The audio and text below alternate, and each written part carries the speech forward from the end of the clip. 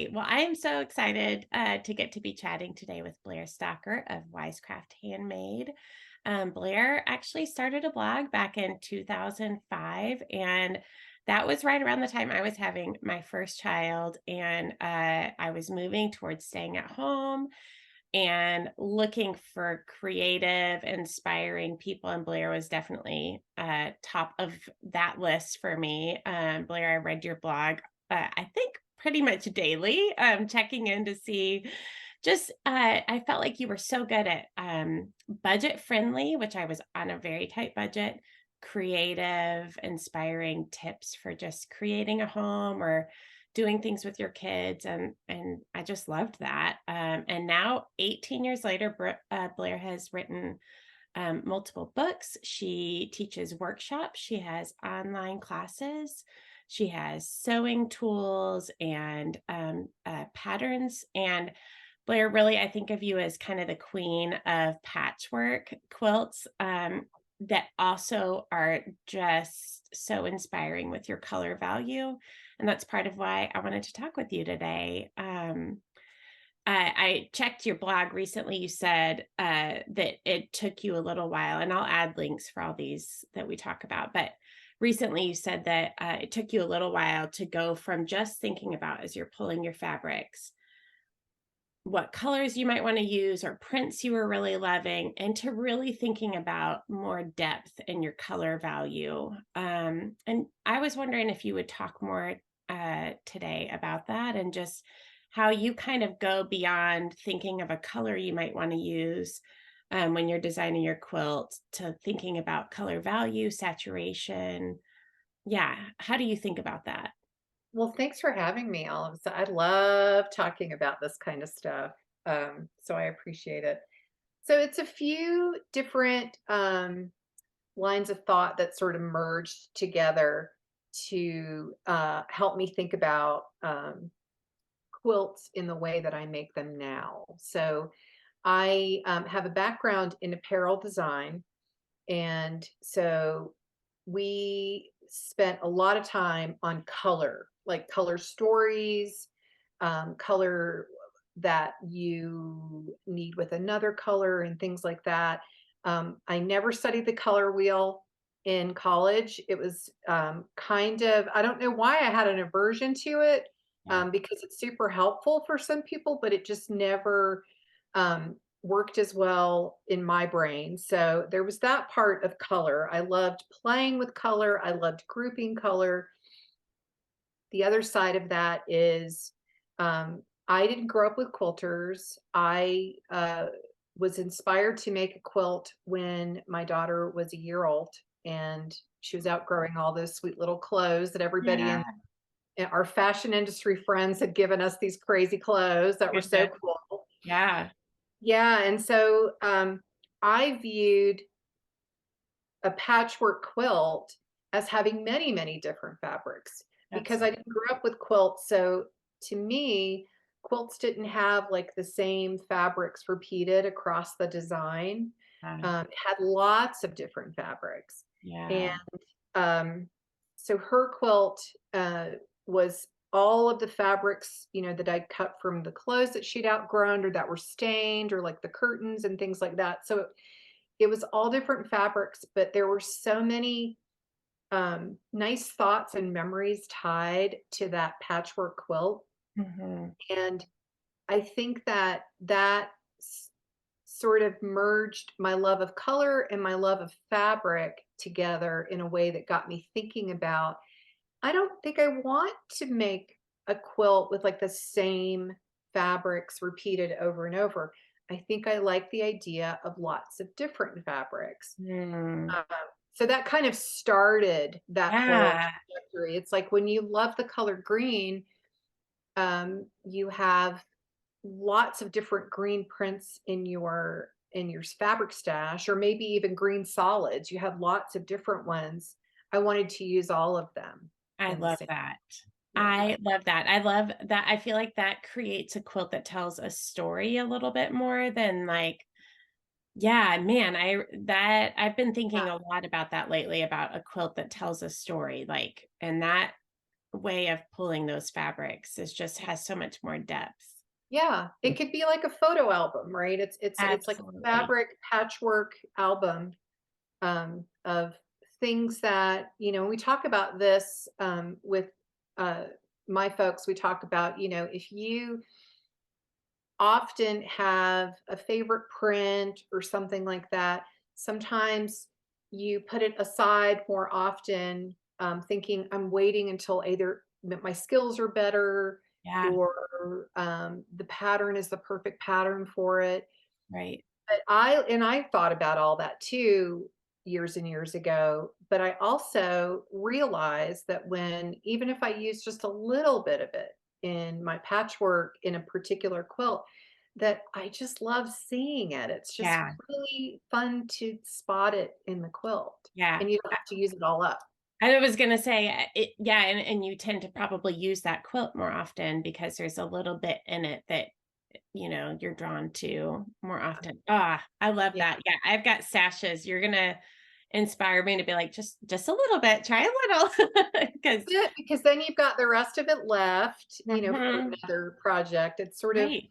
gives you the confidence to make that first cut, I think. Absolutely. Yeah, the first cut's the hardest. You're It is. exactly right. Because once you do that, you're like, well, this is it. We're all in. So what are Yes. some first steps or considerations you kind of use when you're pulling fabric for a quilt? Yeah, how do you tend to start? So to make a quilt, so I know that I feel like uh your term color saturation, which is what we were talking about, Yeah. is a lot like the color value work that I do. It's sort of the terms can sort of be the same, um, just explained differently. So I have some examples here that I show in my workshops of what I mean by color value, because color value itself really doesn't have anything to do with the actual color. Yeah. It's more the lightness or darkness of that fabric, whether it's a print or a solid. Yeah, yeah. Yeah, and in order to understand if a fabric feels like a light or a dark saturation or color value, you have to put it with other fabrics Mhm. because um, most fabrics can be both a light or a dark, Right. depending on what you put around it. So Right. Right. this is the old version, or my version of the old version that they used to show. So the background, I would consider that a dark value, Right. and the center circle is the light value, so it almost looks like it's lifting off of the It does. surface. Yeah, Yeah. Yeah. so, that's one example, but then if you flip that like this, so now Yeah. the background, this would be considered the light value, and then the dark value almost looks like a hole. It's sinking in. Yeah, It totally. sinks in. Yeah. So, excuse me, if you take that idea and you grab a bunch of fabrics from your stash and you Yeah. say to yourself, I'm going to just decide and make a pile of light values and a pile of dark values. Mm, uh, that opens up a whole bunch of possibilities. If you treat them absolutely. rather than colors, rather than like, I'm going to do all blues here or I'm going to do all greens here, and just say, I'm going to take all these fabrics of different colors and just say, Mhm. some are light, some are dark. And I tell people bring those fat quarters or the stacks to your work table, and you need them all together and just quickly sort. And Yeah. Yeah. then what happens is you can take a design, like here's another example. Hopefully you guys can see this. Oh, So yeah. here's That's an perfect. example that just has two blues. Perfectly, I'm sorry, it's kind of wrinkled. No. Perfectly fine. Yeah. It's just not necessarily the kind of quilt that I want to make. Right. You take all of those scraps, and then let me make sure I do this the right way. And then you have Ah, this, which is yes. also lights and darks, Right. but it's just a bunch of different fabrics. Yes, Blair. Oh my goodness. I And so love to that. me, and it's just a personal preference, but Yeah, to me, right. this is very interesting. This Yeah, is interesting for a different reason. right, Yeah, right, like, I look at this and I think, "Oh, I could do some fun stitching," or, right. something like that. Yep. This quilting is not my favorite part of the quilt making process, the actual quilting, so Yep. maybe that's why I make them crazy like this, because Right. then I have to That's do a where lot of quilting. uh-huh. Yeah, I have a friend who she's a painter and she says she loves things that or they like to say you want to reward your eyes for looking. And I feel like that one you just showed that was like totally a Blair, version of the flying geese kind of design. It's like, oh, I could get lost in all the intricacies of that. And yet when you stand back, it really does have the same visual overall effect. Yeah. But yeah, yeah, my preference is definitely more the like, let's get those patterns in there. I love it. Well, and I also love to buy fabric. I love to buy fat quarters, and so Yes. these kind of quilts are Then perfect for fat quarters because you don't need to buy a huge amount of yardage. absolutely. Totally agree. Do you feel like over time you've just gotten good at like eyeballing that or do you have tools that you like to use? How do you really like as you're sorting those, I would say over time you can kind of see it, but are there ways that beginners they could start thinking about color value, like lightness and darkness? Yeah, yeah. So we're all probably uh, aware of the like you take a photo with with your smartphone and you can switch it in the settings to black and white. So Yes. what you're doing is you're tricking your eye into not looking at the color and just Yes. looking at value shapes. So that's kind of a good way. I actually invented a ruler that I sell in my shop. And what this is, I love this so much. I was yay! hoping you were going to talk about it. If you weren't, I was going to bring it out.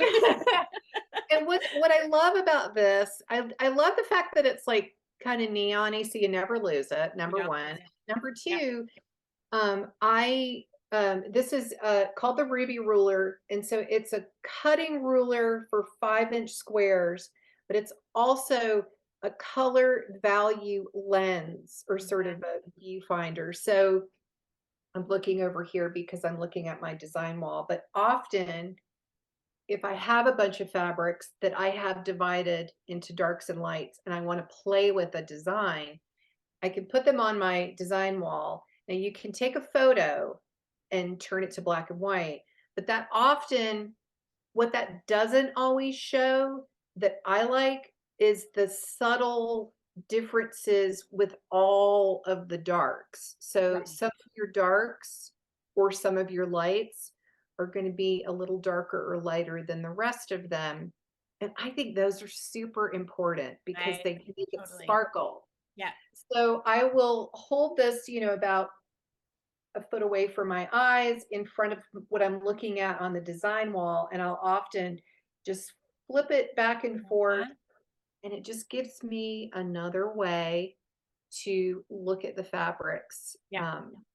And it picks up on more of the subtle value differences, which are harder to see when you're looking at the fabric on your work table, Yeah. but so important in like our scrappy value-based quilt design, I I think. totally yeah, I like to I mean, I do like the like you were saying the smartphone black and white, but sometimes I just feel like too I have so many photos on my phone and this is just a lot faster and more user friendly for me, honestly. If I even as I'm like, I've got a stack out and I'm trying to see if this is, and I'm still working on this. This is like goals for me to like grow into.